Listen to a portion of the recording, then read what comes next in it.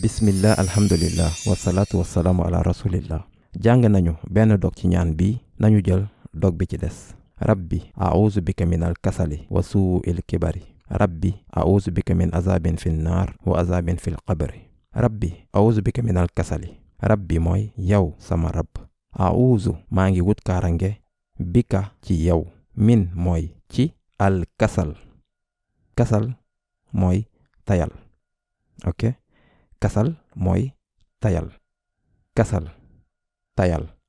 minal kasal ci tayal. wa suu'il kibar. suu'il kibar suu mooy mbon. ok kibar mooy màggataay.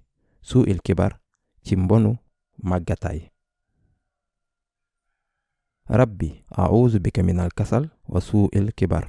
yow sama borom, yow sama rabb, maa ngi wut kaarange ci yow ci tayal ak mbonu màggataay. nañu jël dog bu njëkk bi. rabbi a'uuzu bika minal kasal wa suu'il kibar.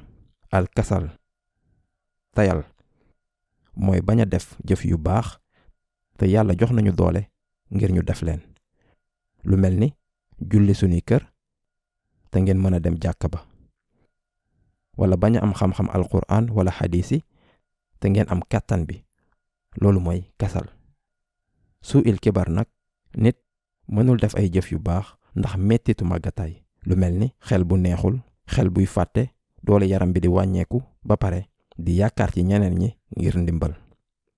te am na lëkkalikaay bu rafet diggante ñaari. al kasal ndaw ngeen, mën ngeen ko def, te boo leen ko deful lu bon la. suu'il kibar bëgg ngeen ko def waaye mën leen ko def, mooy màggataay. kon waxtu bu ngeen ko mënee def leen ko, loolu mooy bataaxal bi fii. màggataay tolluwaay bu rëy la ci mag yi, waaye ci beneen boor bi waxtu bu baax la ngir mbokk yi ñu wut ci mbëggeelu yàlla suñuy toppatoo seeni maam ak wut seeni ñaan. ñëw leen xool understandquran.com ngir jàng alquran, jàng tajwid ak digg alquran ak jàng benn ak benn. jazakumullahu xayr wassalaamu aleykum.